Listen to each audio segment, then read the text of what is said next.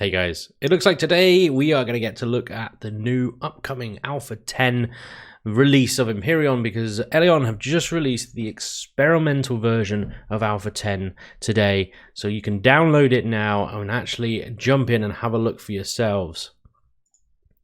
To do this, simply right-click on your Empyrion Galactic Survival game within your Steam library, select Properties, head over to the Betas tab, and then in the drop-down here, just select Experimental Unstable Test Branch, and then click Close. The game will then automatically update as soon as it's downloaded. Go ahead and click Play. So I'll link down below, as always, to the official patch notes where you can read up on all the changes coming in this experimental version. But I'm not going to go through them all in this video because they are very extensive and you can read. So go for it. But what I am going to do is I'm going to go through some of the highlights with you now. New base attack system has been added to the game, and if, like me, you've gone ahead and built a base right in Xerax territory, and this thing is armed to the teeth as well, you're probably going to annoy the Xerax, and they're probably going to come after you. What Empyrion have done is they've added a way in the control panel here in the statistics page to see what likelihood there is of you getting attacked. We can see by having my base here, because it's in their territory, that's increased probability by 77%. I have an overall probability of 86, so probably only have to sit around for about 5 minutes before they launch a full-on assault against me. Reputation also has a factor, so does energy footprint and the base size as well. I'm already racking up 6.5% just with a small proto base here. So if you build a giant fortress, you can be damn sure that that's going to have a big impact. Once you have annoyed the Xerax enough, you will get a warning saying that your base is under attack by the Xerax, which is the same as usual. And then the drone waves and troop waves will start flying in, and you better hope that your turret defenses can deal with it. In this case, I think these missile turrets are going to make short work of the drones at least. Now the troop transport, on the other hand, well, assuming that thing actually moves, is a little bit more tanky and might put up a little bit more of a fight.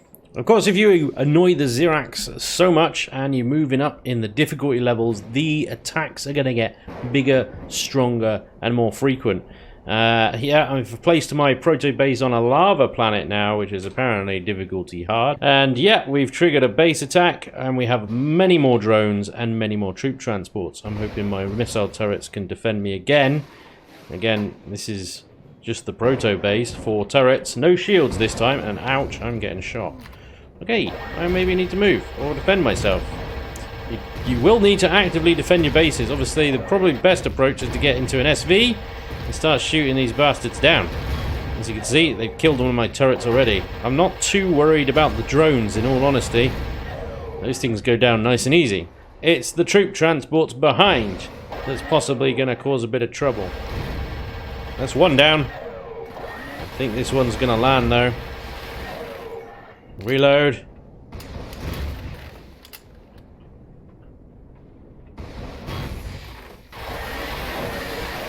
I think we're going to kill it. Let's drop in troops out. Here we go.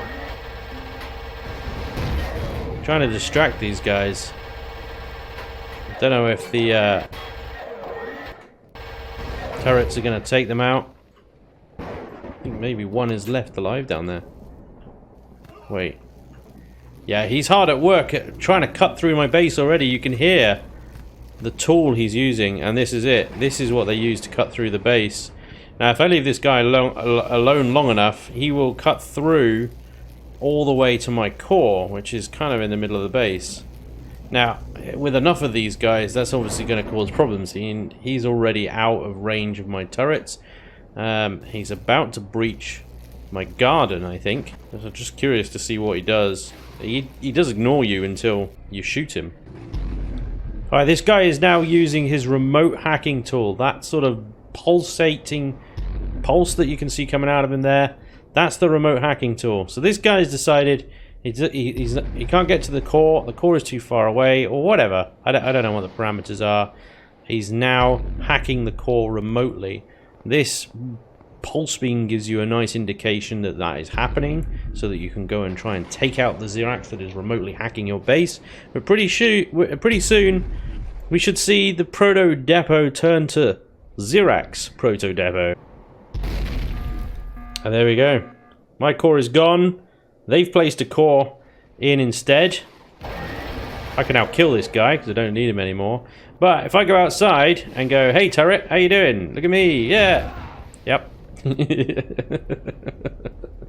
Your own base will kill you now. And then of course, you don't have anywhere to spawn. So those are the sorts of base attacks that you can expect. And you know what, if you lose your base when it's as well armed as just 3 rocket turrets, you're going to be in a world of hurt getting this thing back. You really are. So those ground troops, and it's going to be a bit of a nightmare for even bigger bases, I suspect, because if you think you've got a big footprint of a base and you've got a Xerax, just a Xerax somewhere loose in the base, under the base, you know, you've got the notice of that pulse going off to say he's hacking your core, but you've got to go and find him before he does it, because otherwise your base is just going to turn against you.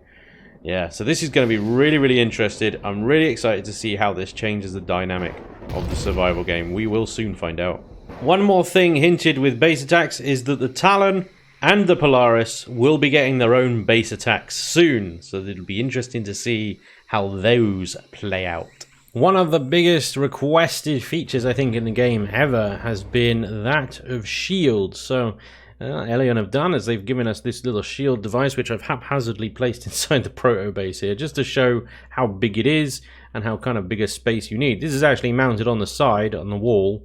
Normally, I'd probably expect those feet to be on the floor, but that's the only way I could get it in here. And you can also bring in the old warp tank here, which has now been renamed to Pentaxid tank, and you can see these stacks of Pentaxid now stacks, not single individual ones. Used to be just like that, didn't it? But now you can stack them, which is a great help. Now you activate the shield just by switching the shield thing on here in the control panel. Providing you've got Pentaxid in the tank, it will charge up, and in the shield display we can see we're at 88%. Currently that's adding 50,000 hit points to the base, which is nice. But have a look over here at my energy consumption. The very act of charging and maintaining the shield has pushed my 3 small generators to absolute breaking point and is now causing my base to hemorrhage power. You're going to need some serious generators to power these shields on, guys. But when you do have shields on, if something shoots at your base, you get that nice little green effect going up, and these blocks, as a result, take no damage until the shield is depleted. One of the other things you might have just noticed as well is the epic minigun here does fire lasers now, and it does actually consume laser rifle ammo. They've also changed the sound, and that's the same for a lot of the epic weapons, have had a rebalancing. The other thing to take note here is that while the shield is active, it is impossible to place blocks. You'll notice a message that comes up saying, not possible, please deactivate the polarized hull shield first. You can also add shield generators to SVs and HVs as well, and you do need to add Pentaxid tank along with that. You'll notice that HVs and SVs, well, SVs already had a Pentaxid tank, but the Pentaxid tank has now been extended to HVs as well, so you can add that on. And then once the Pentaxid is filled up and switched on, your hover vessel or SV will have a shield around it as well. And the same applies for CVs too. Shields can be added to every single build type that you can think of. Now, if you're trying to warp with your shields engaged, it won't let you do that either. It says not possible. Deactivate the polarized hull first. So again, like placing blocks, you'll have to turn the shield off in order to make that warp jump. 110 roughly new block shapes have been added to the game, and they've updated the atlas. This is this kind of screen here where you've got all the shapes, so that all the new shapes are kind of tabbed across the top in different categories. We've got whole new wall thins, including what I've been asking for a while. There's walls either side of a block, and hollow blocks, you know, that you can put over thruster ports and stuff like that, so it's a bit nicer. They've even added hull blocks in, which are kind of corridor ones, shaped nicely and textured already. Let's have a look and see what some of these look like. So I really like the look of these new hull blocks. They're going to add and make corridors, internal ship rooms look so much more alive.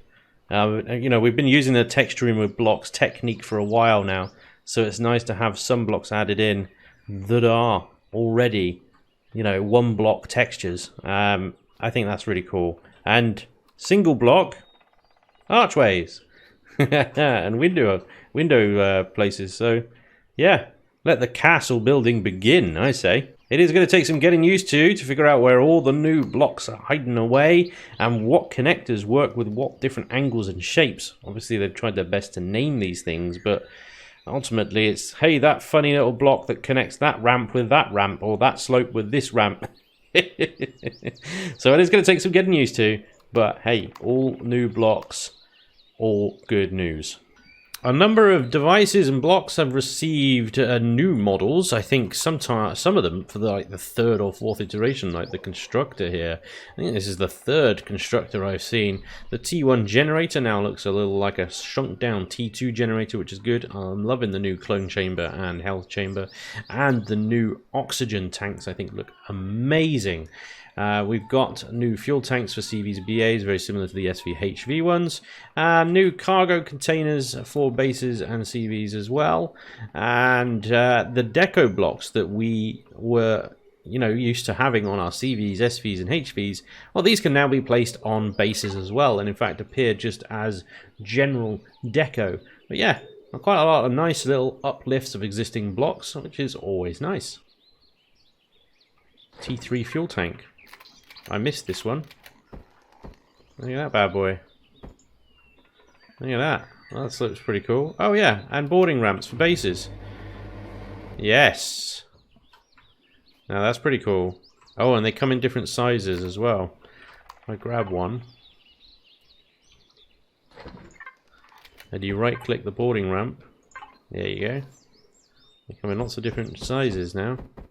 So you can have ones that are, well, kind of huge actually.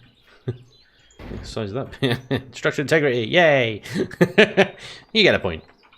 They can be pretty huge. There's been some changes to the drilling within the game. So the survival tool now only has resource drill, which does both rocks and, as you can see by this little circle on the ground, the ground as well. And as you can see as well, it actually drills a hell of a lot quicker. I'd say that drills as quick as the epic drill from the previous version, and this is the survival tool. So if that's the survival tool, what about the normal drill? So we've got a little bit more options here. We've got a fine drill option, the resource drill, filler, and flattening, which we're used to, but these have been buffed as well. We'll come to that in a second. Let's just see how quickly we can drill through the ground now with this thing. Oh yeah.